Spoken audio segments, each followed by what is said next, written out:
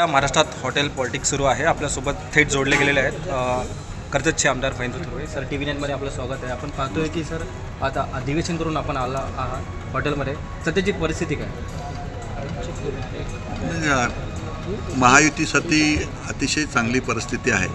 आपल्या सगळ्यांना कल्पना आहे की महायुतीचे तीनही प्रमुख नेते, आदरणीय राज्याचे मुख्यमंत्री, शिवसेनेचे मुख्य नेते एकनाथजी शिंदेसाहेब असतील, सन्माननीय उपमुख्यमंत्री देवेंद्रजी फडणवीस साहेब असतील, सन्माननीय उपमुख्यमंत्री अजितदादा पवार साहेब असतील, तीनही नेते एकत्रपणे बसून जी स्ट्रॅटेजी आपण मागच्या वेळेला पण पाहिलेलं आहे की ज्या पद्धतीने देवेंद्रजी आणि शिंदेसाहेब आणि अजितदादा पवार साहेब एका निश्चयाने ते ठामपणे उभे आहेत. त्यामुळे आम्हाला पूर्णपणे महायुतीच्या सगळ्याच आमदारांना विश्वास आहे की महायुतीचे सर्वच्या सर्व जागा या ठिकाणी निवडून येतील. जो पराभव होईल तो महाविकास आघाडीचाच होणार आहे, हे मात्र निश्चित आहे. सर, मतांची योग्य तशी जुळवाजुळी झाली आहे का?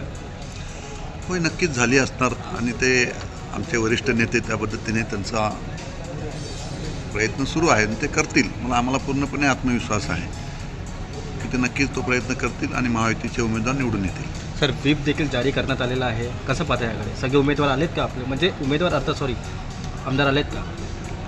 बघा, महाराष्ट्र राज्याचे सन्माननीय मुख्यमंत्री, शिवसेनेचे मुख्य नेते एकनाथजी शिंदेसाहेब यांच्यावरती आम्हा सगळ्या आमदारांचा पूर्णपणे प्रचंड विश्वास त्यांच्यावरती आहे एक मुख्य नेते म्हणून.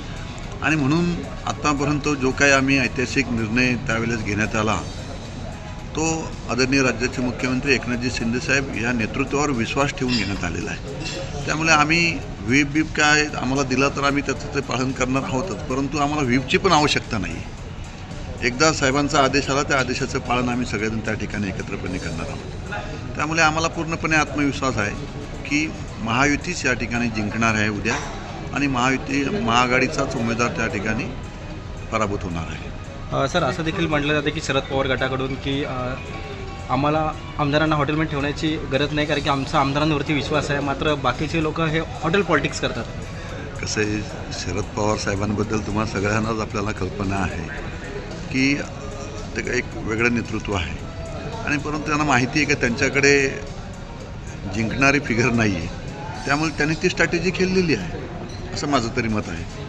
आणि म्हणून ते त्यांचा प्रयत्न करणार, परंतु तो शक्य होणार नाही यावेळेस, कारण महायुतीचे तिन्ही नेते एकजीव आहेत, एकत्र आहेत आणि त्यामुळे निर्णय हा विनिंग ही महायुतीचीच त्या ठिकाणी होणार. धन्यवाद. आपण पाहू शकतो की निर्णय शेवटी हा आमचाच लागणार आहे. महायुतीचेच उमेदवार आहेत, तेच जिंकून येतील, अशी प्रतिक्रिया आमदार महेंद्र थोरवे यांनी व्यक्त केलेली. कॅमेरा पर्सन राजेंद्रसह मी रवी कराड, TV 9 मराठी, मुंबई.